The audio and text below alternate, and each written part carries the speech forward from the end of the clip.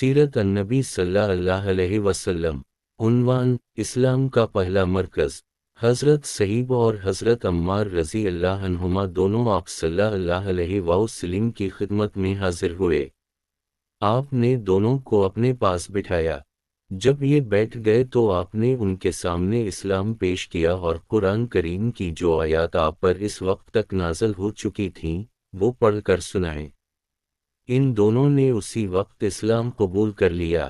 اسی روز شام تک یہ دونوں نبی کریم صلی اللہ علیہ وسلم کے پاس رہے۔ شام کو دونوں چپکے سے چلے آئے۔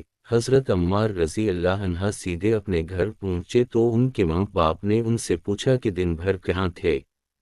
انہوں نے فوراً ہی بتا دیا کہ وہ مسلمان ہو چکے ہیں۔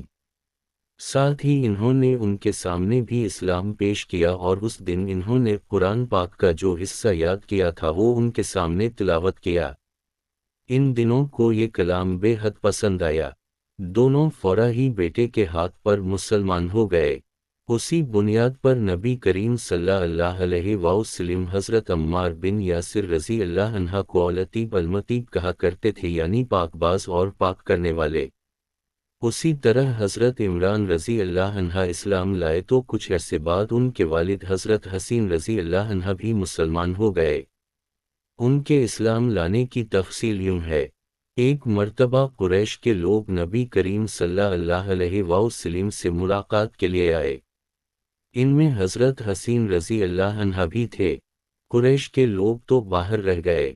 حسین رضی اللہ عنہ اندر چلے گئے۔ نبی کریم صلی اللہ علیہ وسلم نے انہیں دیکھ کر فرمایا، ان بزرگ کو جگہ دو۔ جب وہ بیٹھ گئے تب حضرت حسین رضی اللہ عنہ نے کہا، یہ آپ کے بارے میں ہمیں کیسی باتیں معلوم ہو رہی ہیں؟ آپ ہمارے معبودوں کو برا کہتے ہیں۔ نبی کریم صلی اللہ علیہ وسلم نے ارشاد فرمایا، اے حسین، آپ کتنے معبودوں کو پوجتے ہیں؟ حضرت حسین رضی اللہ عنہ نے جواب دیا، ہم 7 معبودوں کی عبادت کرتے ہیں۔ ان میں سے 6 تو زمین میں ہیں، ایک آسمان پر۔ اس پر آپ نے فرمایا، اور اگر آپ کو کوئی نقصان پہنچ جائے تو پھر آپ کس سے مدد مانگتے ہیں؟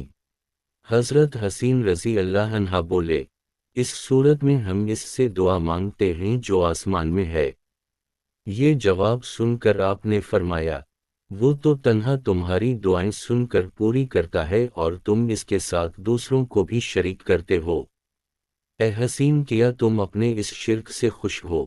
اسلام قبول کرو، اللہ تعالی تمہیں سلامتی دے گا۔ حضرت حسین رضی اللہ عنہ یہ سنتے ہی مسلمان ہو گئے۔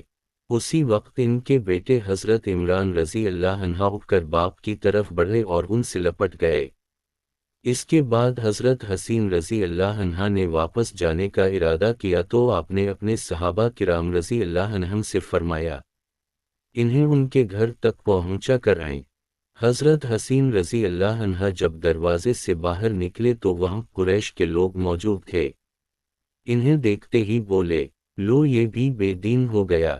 اس کے بعد وہ سب لوگ اپنے گھروں کو لوٹ گئے اور صحابہ کرام نے حضرت حسین رضی اللہ عنہ کو ان کے گھر تک پہنچایا۔ اسی طرح 3 سال تک نبی کریم صلی اللہ علیہ وسلم خفیہ طور پر تبلیغ کرتے رہے۔ اس دوران جو شخص بھی مسلمان ہوتا تھا وہ مکہ کی گھاٹیوں میں چھپ کر نمازیں ادا کرتا تھا۔ پھر ایک دن ایسا ہوا کہ حضرت سعد بن ابی وقاص رضی اللہ عنہ کچھ دوسرے صحابہ کے ساتھ مکہ کی ایک گھاٹی میں تھے کہ اچانک وہاں قریش کی ایک جماعت پہنچ گئی۔ اس وقت صحابہ نماز پڑھ رہے تھے۔ مشرکوں کو یہ دیکھ کر بہت غصہ آیا، وہ ان پر چڑھ دوڑے، ساتھ میں برا بھلا بھی کہہ رہے تھے۔ ایسے میں حضرت سعد بن ابی وقاص رضی اللہ عنہ نے ان میں سے ایک کو پکڑ لیا اور اس کو ایک ضرب لگائی۔ اس سے اس کی کھال پھٹ گئی، خون بہہ نکلا۔ یہ پہلا خون ہے جو اسلام کے نام پر بہایا گیا۔ اب قریشی دشمنی پر اتر آئے۔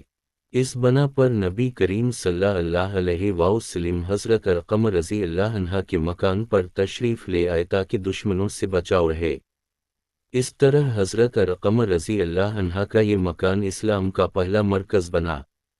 اس مکان کو دار ارقم کہا جاتا ہے۔ نبی کریم صلی اللہ علیہ وسلم کے دار ارقم میں تشریف لانے سے پہلے لوگوں کی ایک جماعت مسلمان ہو چکی تھی۔ اب نماز دار ارقم میں ادا ہونے لگی۔ نبی کریم صلی اللہ علیہ وسلم صحابہ کرام رضی اللہ عنہم کو وہیں پر نماز پڑھاتے، وہیں بیٹھ کر عبادت کرتے اور مسلمانوں کو دین کی تعلیم دیتے۔ اس طرح 3 سال گزر گئے۔ پھر اللہ تعالی نے آپ کو اعلانیہ تبلیغ کا حکم فرمایا۔ اعلانیہ تبلیغ کی ابتدا بھی دار ارقم سے ہوئی۔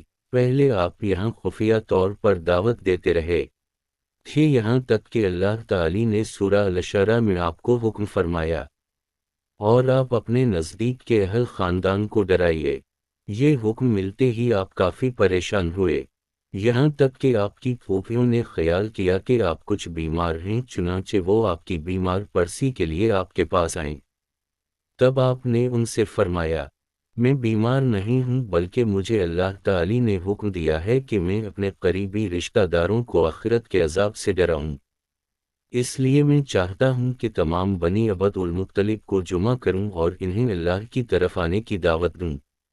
یہ سن کر آپ کی پھوپھیوں نے کہا، ضرور جمع کریں، مگر ابو لہب کو نہ بلائیے گا کیونکہ وہ ہرگز آپ کی بات نہیں مانے گا۔ ابو لہب کا دوسرا نام عبد العزی تھا۔ یہ آپ کا چچا تھا اور بہت خوبصورت تھا، مگر بہت سنگ دل اور مغرور تھا۔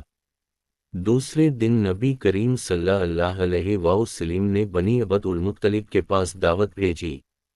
اس پر وہ سب آپ کے ہاں جمع ہو گئے، ان میں ابو لہب بھی تھا۔ اس نے کہا، یہ تمہارے چچا اور ان کی اولادیں جمع ہیں، تم جو کچھ کہنا چاہتے ہو کہو اور اپنی بے دینی کو چھوڑ دو۔ ساتھ ہی تم یہ بھی سمجھ لو کہ تمہاری قوم میں یعنی ہم میں اتنی طاقت نہیں ہے کہ تمہاری خاطر سارے عربوں سے دشمنی لے سکیں، لہٰذا اگر تم اپنے معاملے پر اڑے رہے تو خود تمہارے خاندان والوں ہی کا سب سے زیادہ فرض ہوگا کہ تمہیں پکڑ کر قید کر دیں، کیونکہ قریش کے تمام خاندان اور قبیلے تم پر چڑھ دوڑیں، اس سے تو یہی بہتر ہوگا کہ ہم بھی تمہیں قید کر دیں۔ اور میرے بھتیجے، حقیقت یہ ہے کہ تم نے جو چیز اپنے رشتہ داروں کے سامنے پیش کی ہے، اس سے بدتر چیز کسی اور شخص نے آج تک پیش نہیں کی ہوگی۔ آپ نے اس کی بات کی طرف کوئی توجہ نہیں فرمائی اور حاضرین کو اللہ کا پیغام سنایا۔ آپ نے فرمایا، اے قریش، کہو اللہ کے سوا کوئی معبود نہیں اور محمد اللہ کے رسول ہیں۔ آپ نے ان سے یہ بھی فرمایا، اے قریش، اپنی جانوں کو جہنم کی آگ سے بچاؤ۔ وہاں صرف آپ کے رشتہ دار ہی جمع نہیں تھے بلکہ قریش کے دوسرے قبیلے بھی موجود تھے، اس لیے آپ نے ان کے قبیلوں کے نام لے کر انہیں مخاطب فرمایا، یعنی آپ نے یہ الفاظ ادا فرمائے، اے بنی ہاشم، اپنی جانوں کو جہنم کے عذاب سے بچاؤ۔ اے بنی عبد شمس، اپنی جانوں کو جہنم کی آگ سے بچاؤ۔ اے بنی عبد مناف، اے بنی زہرہ، اے کعب بن لیوی، اے بنی مرو بن کعب، اپنی جانوں کو جہنم کی آگ سے بچاؤ۔ اے صفی، محمد کی پھوپھی، اپنے آپ کو جہنم کی آگ سے بچاؤ۔ ایک روایت کے مطابق آپ نے یہ الفاظ بھی فرمائے، نہ میں دنیا میں تمہیں فائدہ پہنچا سکتا ہوں، نہ آخرت میں کوئی فائدہ پہنچانے کا اختیار رکھتا ہوں، سوائے اس صورت کے کہ تم کہو لا الہ الا اللہ۔ چونکہ تمہاری مجھ سے رشتہ داری ہے، اس لیے اس کے بھروسے پر کفر اور شرک کے اندھیروں میں گم نہ رہنا۔ اس پر ابو لہب آگ بگولا ہو گیا۔ اس نے تلملا کر کہا، تو ہلاک ہو جائے، کیا تو نے ہمیں اسی لیے جمع کیا تھا؟ پھر سب لوگ چلے گئے۔